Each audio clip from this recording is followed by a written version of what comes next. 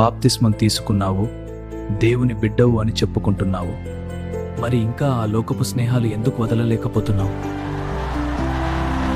వాళ్లతో ఉంటే ప్రార్థన గుర్తొస్తుందా, లేక లోకపు అలవాట్లు గుర్తొస్తున్నాయా? దేవుని కంటే నీకు ఆ స్నేహితులే ఎక్కువైపోయారా? లోకపు మనుషుల మెప్పు కోసం, వాళ్ల గ్రూపులో నువ్వు ఉండటం కోసం నీ సాక్ష్యాన్ని పాడు చేసుకుంటున్నావు. వాళ్ళు చేసే వెటకారపు మాటల్లో, వాళ్ళు వెళ్లే పాపపు మార్గాల్లో నువ్వు కూడా భాగస్వామి అవుతున్నావు. నిన్ను పరలోకం వైపు నడిపించే స్నేహం కావాలా, లేక నరకం వైపు నెట్టేసే సావాసం కావాలా? నీ ప్రాణ స్నేహితుడు యేసు అని చెప్పి ఆయన్ని అవమానిస్తున్నావు కదా. 1 Corinthians 15లో దేవుడు కఠినంగా చెబుతున్నారు, మోసపోకుడి, దుష్ట సావాసము మంచి నడవడిని చెరుపును. నీ భక్తి ఎంత గొప్పదైనా సరే తప్పుడు స్నేహం నిన్ను ఖచ్చితంగా పడగొడుతుంది. ఈ రోజైనా నీ చుట్టూ ఉన్న మనుషులని చూసుకో.